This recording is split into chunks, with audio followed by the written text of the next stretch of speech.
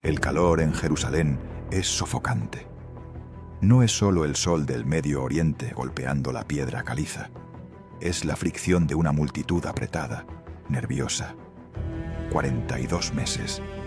Ese es el tiempo que el patio exterior del templo ha estado bajo botas extranjeras. Huele a sudor rancio, a polvo levantado por el viento seco, y muy en el fondo, al miedo de una ciudad que sabe que su tiempo se acaba. En medio de ese caos, dos figuras. No llevan armaduras romanas, ni las túnicas finas de los sacerdotes. Llevan cilicio, esa tela áspera, hecha de pelo de cabra oscuro, que raspa la piel con cada movimiento. Pica, irrita. Es la ropa del luto, la vestimenta de los profetas que traen malas noticias. Nadie se atreve a tocarlos.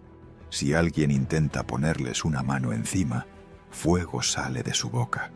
No es una metáfora. El aire crepita, ya huele a ozono y carne quemada antes de que el agresor caiga al suelo. Silencio repentino en la plaza, terror absoluto. Durante siglos los estudiosos y los curiosos han mirado esta escena descrita por Juan y han gritado casi al unísono: «Son Enoc y Elías». Tiene sentido, ¿verdad? Son los únicos dos hombres en toda la historia bíblica que burlaron a la muerte. Subieron al cielo vivos. La lógica humana dice que deben volver para morir y pagar su deuda con la naturaleza. Parece un rompecabezas resuelto. Pero hay un problema serio que choca de frente con la misma teología de la redención.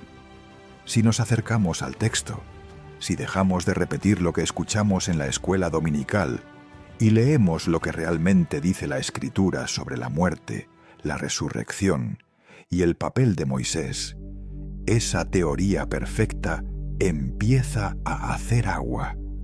Hay una prueba, una evidencia forense en la Biblia que apunta a otra identidad. Y cuando la ves, cambia por completo el significado de lo que ocurrirá en esos días finales. Juan está en la isla de Patmos, pero su visión lo transporta al epicentro del conflicto final. Jerusalén. No es una Jerusalén de postal turística, es una zona de guerra espiritual y física. De repente se le entrega algo tangible. No es una luz mística, es una caña, una vara de medir. Siente la madera rugosa en sus manos, sólida, real. La orden es precisa. Levántate y mide el templo de Dios y el altar y a los que adoran en él. Medir en la antigüedad no era para saber el tamaño de una alfombra. Era un acto de propiedad. Lo que se mide se protege. Dios está trazando una línea en la arena. Lo que está dentro es suyo. Lo que está fuera, el patio de los gentiles, queda abandonado a la bota del invasor. 42 meses, 1260 días, 3 años y medio donde el sol parece detenerse. Durante este tiempo, estos dos hombres vestidos de luto toman el control. Y aquí es donde la identidad empieza a revelarse por sus acciones, no por sus nombres. Tienen un poder muy específico. Tienen la autoridad para cerrar el cielo. Imagina el pánico agrícola. No llueve, ni una gota. El suelo se agrieta, se vuelve polvo gris. Los olivos se secan, retorcidos como manos viejas pidiendo agua. El cielo se torna de bronce, impasible. La sequía es un arma de guerra, y si eso no fuera suficiente, tienen poder sobre las aguas para convertirlas en sangre. No es un truco visual. Es el río volviéndose espeso, metálico, imbebible. El olor a hierro oxidado inunda las orillas. Tienen la capacidad de herir la tierra con toda plaga, cuantas veces quieran. No hay límite de munición. Esto no es nuevo. Ya hemos visto este modus operandi antes, en Egipto, en el Monte Carmelo. La firma de estos milagros es tan clara como una huella dactilar en la escena de un crimen. Pero la gente olvida rápido. Vamos a abordar al elefante en la habitación. ¿Por qué tanta gente insiste en que uno de ellos es Enoc? When she said I don't dance now, I make money moves, that was a mission statement for a whole new generation. Respect, but that's not the Mount Rushmore. Listen, cash rules everything around me. When that line dropped, it changed the whole hustle. The greatest tracks are never finished. They're just debated forever. Introducing the Sprite Living Track List. 50 tracks that shape the culture from 6 decades of hip-hop. Scan the QR code on a Sprite or Sprite Zero Sugar to see the full breakdown. Obey your thirst. Sprite. La teoría es atractiva. Tiene una simetría casi poética. Génesis nos cuenta algo fascinante y escueto sobre Enoc. Caminó pues Enoc con Dios y desapareció porque le llevó Dios. No hubo funeral, no hubo tumba. Simplemente un día estaba ahí y al siguiente su familia no lo encontró. El otro es Elías. Subió en un torbellino, con carros de fuego separándolo de Eliseo. El viento aullando, el calor del fuego divino, y luego, nada. Elías se fue sin probar la muerte física. La lógica humana entra en juego aquí. Miramos la carta a los Hebreos, capítulo 9, versículo 27. Un texto que muchos recitan de memoria, y de la manera que está establecido para los hombres que mueran una sola vez, y después de esto el juicio. Ahí está, la regla de oro. La estadística de mortalidad humana es del 100%. Entonces el argumento es simple. Si Enoc y Elías no murieron, deben dinero al banco de la muerte. Tienen una deuda biológica pendiente. Según esta interpretación, Dios tiene que traerlos de vuelta en el Apocalipsis, ponerlos en Jerusalén y hacer que la bestia los mate para cumplir con Hebreos 9:27, para equilibrar los libros contables del universo. Suena lógico, suena justo, pero la teología no se basa en lo que nos parece justo, sino en lo que la Biblia enseña en su totalidad. Y esa regla inquebrantable de la muerte tiene grietas importantes si miramos bien. Así tomamos, está establecido que los hombres mueran una sola vez, como una ley física inmutable, como la gravedad. Tenemos un problema serio con una generación entera. Pablo, escribiendo a los Corintios, soltó un misterio que rompe esa regla. He aquí, os digo un misterio. No todos dormiremos, pero todos seremos transformados. El arrebatamiento. Millones de creyentes que estarán vivos cuando suene la trompeta no van a morir, ni una vez. Serán transformados en un abrir y cerrar de ojos. Sus cuerpos mortales se vestirán de inmortalidad sin pasar por la tumba, sin gusanos, sin descomposición. Si la regla de Hebreos 9:27 fuera absoluta, el rapto sería teológicamente imposible. Todos esos creyentes tendrían que volver a la tierra después del milenio para morir y cumplir la cuota. Absurdo. Y hay más. Lázaro, la hija de Jairo, el hijo de la viuda de Naín. Ellos murieron, Jesús los resucitó, y tiempo después volvieron a morir. Murieron 2 veces. La regla de una sola vez tampoco se cumplió estrictamente con ellos. Hebreos 9:27 es un principio general, una verdad universal sobre la condición humana caída, no una limitación legal que ata las manos de Dios. Si esto te hizo pensar en el poder de Dios sobre la muerte, dale me gusta ahora mismo. Ayuda a que esta verdad llegue a más personas. Entonces, si la muerte no es una deuda obligatoria que Enoc debe pagar, su candidatura pierde fuerza. Y eso deja un asiento vacío junto a Elías. Un asiento que tiene la forma, el olor y el poder de otro gigante del Antiguo Testamento. Alguien que sí murió, pero cuya muerte fue extraña. Si analizamos la escena del crimen teológico en Apocalipsis 11, pues encontramos huellas dactilares. No son manchas difusas, son marcas claras, patrones de conducta que solo pertenecen a 2 individuos en toda la historia de Israel. Ya establecimos que uno es Elías. Su tarjeta de presentación es inconfundible: fuego del cielo y sequía. Cierra el grifo de las nubes. Es el hombre del desierto, el profeta del conflicto directo contra la idolatría de Baal y ahora contra la idolatría de la bestia. Pero, ¿quién es el segundo hombre? ¿Quién acompaña al There is so much NFL on ESPN right now. Monday Night Football, plus pregame and postgame. NFL Live, NFL Primetime. Everything you need to stay on top of every game, every week. Unbelievable. And now NFL Network is on the ESPN app. More football, more coverage, more ways to watch. Football's on all season long on ESPN and streaming on the ESPN app. Visita en esta misión suicida en el corazón de una Jerusalén ocupada. Aquí es donde la evidencia contra la teoría de Enoc se vuelve abrumadora y la figura de Moisés emerge de la niebla de la historia. Miremos los milagros específicos descritos en el versículo 6. Tienen poder sobre las aguas para convertirlas en sangre. Detengámonos ahí. Esto no es un milagro genérico. Es una repetición exacta, una secuela terrorífica del primer juicio sobre Egipto. Cuando Moisés levantó su vara sobre el Nilo, no fue solo un truco de magia.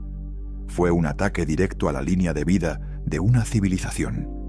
El río, fuente de comercio, agricultura e higiene, se convirtió en un torrente de muerte coagulada. El olor era insoportable. Los peces murieron. La gente cavaba desesperada en la arena buscando agua filtrada. En Apocalipsis, el segundo testigo hace exactamente lo mismo. No es una coincidencia, es una firma de autor. Enoc, en su breve registro en Génesis, nunca realizó un milagro de juicio. No convirtió agua en sangre, no trajo plagas. Enoc fue un predicador de justicia antes del diluvio, sí, pero no hay registro de que haya ejercido este tipo de poder destructivo sobre la naturaleza. Moisés, en cambio, es el maestro de las plagas. El texto dice que estos testigos herirán la tierra con toda plaga, cuantas veces quieran. Granizo, oscuridad, úlceras. Este es el arsenal de Moisés. Es como si Dios le estuviera devolviendo su vieja vara de pastor, ahora cargada con una autoridad final para cerrar el ciclo que comenzó ante el faraón. Ahora, el faraón es el anticristo y Egipto es el sistema mundial globalizado. Pero hay una prueba aún más visual, una que conecta el pasado y el futuro en la cima de una montaña. La transfiguración. Mateo 17. Jesús sube a un monte alto. Su rostro resplandece como el sol, y de repente aparecen 2 hombres hablando con él sobre su partida, su muerte, que iba a cumplirse en Jerusalén. ¿Quiénes eran? No eran Enoc y Elías, eran Moisés y Elías. Piensen en la lógica de esa escena. Fue un ensayo general, un tráiler de la segunda venida y del reino. Allí estaban los 2 representantes máximos de Dios, Moisés, la ley, y Elías, los profetas. Ambos aparecieron en gloria. Lucas dice que hablaban de la muerte de Jesús. Si Enoc fuera a ser el compañero de Elías en el final de los tiempos, ¿por qué no estaba él en el monte de la transfiguración? Su ausencia es ensordecedora. La presencia de Moisés, sin embargo, establece un precedente legal y espiritual. Ellos 2 estuvieron con Jesús antes de la cruz, y tiene todo el sentido teológico que sean ellos 2 quienes preparen el camino para la corona. Son la pareja de testigos original. Intentar insertar a Enoc aquí rompe la simetría perfecta que Dios ha estado construyendo durante milenios. Ahora llegamos a uno de los pasajes más extraños, oscuros y fascinantes de todo el Nuevo Testamento. Un solo versículo escondido en la pequeña carta de Judas, que ha desconcertado a los teólogos durante siglos, pero que funciona como la pieza clave para resolver este misterio de identidad. Judas, versículo 9. El texto nos abre una ventana a una dimensión invisible, a un conflicto bélico en el mundo espiritual que ocurrió hace miles de años. Nos dice: pero cuando el arcángel Miguel contendía con el diablo, disputando con él por el cuerpo de Moisés, no se atrevió a proferir juicio de maldición contra él, sino que dijo: el Señor te reprenda. Lean eso de nuevo. Una disputa por el cuerpo. Sabemos por Deuteronomio 34 que Moisés murió en el monte Nebo. Estaba solo con Dios. Tenía 120 años, pero sus ojos no se habían oscurecido ni había perdido su vigor. Murió por mandato divino. Y luego, pues el texto dice algo insólito, Dios mismo lo enterró. Nadie conoce su sepulcro hasta el día de hoy. No hubo procesión, no hubo monumento, no hubo peregrinaciones. Fue un funeral secreto, oficiado por el Creador. Pero Judas nos revela que hubo una batalla por ese cadáver. Satanás quería el cuerpo. ¿Para qué? El diablo no es un coleccionista de huesos sin propósito. Satanás conoce la propensión humana a la idolatría. Si hubiera conseguido el cuerpo de Moisés, lo habría convertido en el objeto de adoración más grande de la historia de Israel. Habría sido una reliquia maldita, desviando la adoración del Dios invisible hacia los restos del libertador. O quizás Satanás, que conoce las Escrituras mejor que muchos teólogos, sabía que ese cuerpo tenía un propósito futuro. Sabía que Moisés tenía que volver. Si Moisés simplemente murió y su espíritu fue al cielo, como cualquier otro santo, ¿por qué proteger el cuerpo físico con tanta celosía? ¿Por qué enviar al general de los ejércitos del cielo, Miguel, a pelear personalmente por esos restos biológicos? La preservación sobrenatural del cuerpo de Moisés sugiere que Dios tenía un plan de reutilización. Si Enoc fuera el elegido, esta disputa no tendría sentido. Enoc ya tiene su cuerpo, se lo llevó puesto al cielo. Elías tiene su cuerpo, pero Moisés necesitaba una intervención especial. Dios ocultó su tumba y protegió su cuerpo para preservarlo, posiblemente para este momento exacto en Apocalipsis 11. Es una operación de inteligencia divina. Dios guardó al agente durmiente definitivo. Mientras el mundo olvidaba, mientras los imperios caían y se levantaban, el cuerpo de Moisés estaba bajo custodia divina, esperando la señal para volver a respirar, volver a pararse en Jerusalén y terminar el trabajo que comenzó en el desierto. La resurrección de Moisés, para ser uno de los dos testigos, explicaría perfectamente por qué el diablo estaba tan desesperado por impedir que Miguel se llevara el cuerpo. Sabía el dolor de cabeza que ese hombre le causaría en los últimos días. Volvamos a la escena en Jerusalén. Han pasado 3 años y medio, 1260 días de sequía, sangre, plagas y predicación de fuego. El mundo odia a estos dos hombres. Los odian con una visceralidad que trasciende la política. Es un odio espiritual puro. Son el recordatorio constante de que Dios existe y de que está furioso. Han bloqueado la agenda del anticristo, han humillado sus falsos milagros y han sido intocables. No cada vez que un escuadrón de soldados intentó arrestarlos, terminaron calcinados. Son invencibles, o al menos eso parece. Pero entonces el reloj de Dios marca la hora. Dice el texto: cuando hayan acabado su testimonio. Esa frase es crucial. No mueren un minuto antes. Son inmortales hasta que su misión se completa. Pero en el segundo exacto en que terminan su discurso final, la protección se levanta. La bestia que sube del abismo les hace la guerra, y esta vez gana. Imaginen la escena. No es una batalla épica, es una ejecución brutal y pública. Los 2 profetas que hicieron temblar la tierra caen muertos en la plaza de la gran ciudad. Sus cuerpos golpean el suelo. No hay fuego que los defienda. No hay milagro. Solo silencio. Sangre y polvo. Están muertos. De lo que sigue es la demostración más grotesca de la naturaleza humana caída. La Biblia dice que gente de pueblos, tribus, lenguas y naciones verán sus cadáveres por 3 días y medio y no permitirán que sean sepultados. Hoy, con la tecnología de satélites, smartphones y streaming en vivo, esto es literalmente posible. El mundo entero puede ver en tiempo real, en sus pantallas 4K, los cuerpos sin vida de los profetas tirados en la calle. Y la reacción no es horror, es euforia, es la Navidad del infierno. El texto dice explícitamente que se regocijarán sobre ellos y se alegrarán y se enviarán regalos unos a otros. Imaginen los titulares de las noticias. La pesadilla ha terminado. Imaginen las redes sociales explotando con memes, burlándose de los profetas muertos.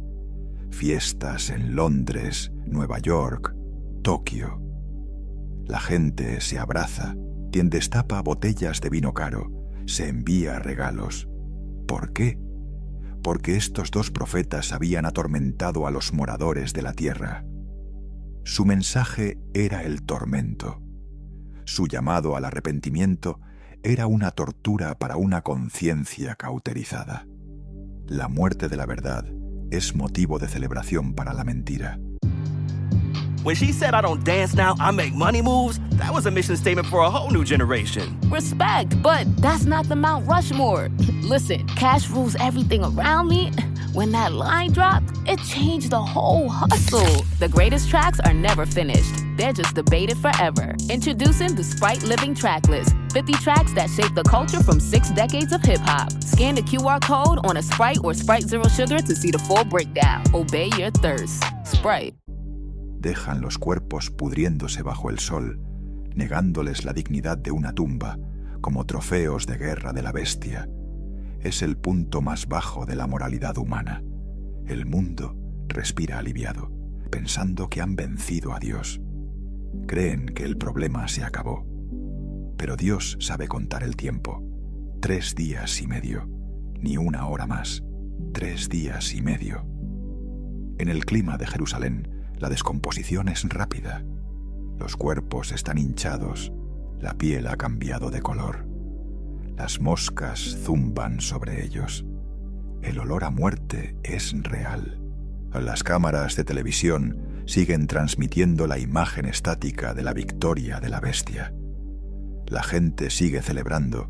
Quizás algunos turistas morbosos se han acercado para tomarse fotos con los cadáveres. La seguridad es total. La victoria parece irreversible. Y entonces, un movimiento. Quizás fue un dedo que se contrajo. Quizás fue el pecho que se infló repentinamente con una bocanada de aire profunda y ruidosa. El texto dice: entró en ellos el espíritu de vida enviado por Dios, y se levantaron sobre sus pies. Imaginen el silencio que cae sobre la plaza. La música de la celebración se detiene. Las risas se congelan en las gargantas. El camarógrafo tiembla, desenfocando la imagen por un segundo. Los millones que miran por sus pantallas en todo el mundo se quedan paralizados. No es un truco, no es CGI. No, los hombres que estaban muertos, podridos y derrotados, ahora están de pie, mirándolos con ojos llenos de vida eterna. Lucas nos dice que cayó gran temor sobre los que los vieron. La palabra griega para temor aquí es phobos, pánico, terror irracional. La alegría de la fiesta se transforma instantáneamente en la pesadilla más profunda. Porque si estos hombres están vivos, entonces la bestia no ganó. Si están vivos, su Dios es real.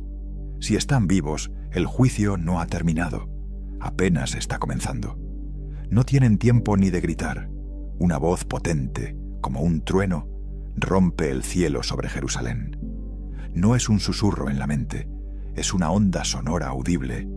Subid acá. Y ante los ojos de sus enemigos, no en secreto, no en un rincón oculto, empiezan a elevarse. La gravedad pierde su efecto. Suben en una nube, majestuosos, intocables, ante vindicados. Sus enemigos los ven irse hasta que desaparecen en la atmósfera. Y como respuesta final de la tierra a la salida de la santidad, el suelo se abre. En aquella misma hora hubo un gran terremoto. La 10ª parte de la ciudad se derrumbó. 7.000 hombres, nombres de renombre, murieron en el instante. El resto, los sobrevivientes, ya no celebran. Están aterrorizados y por primera vez en años dieron gloria al Dios del cielo. No necesariamente una gloria de conversión, sino de reconocimiento forzado. La rodilla se dobla, quiera o no. Moisés y Elías, la ley y los profetas, cumplieron su misión, testificaron, murieron y vencieron a la muerte.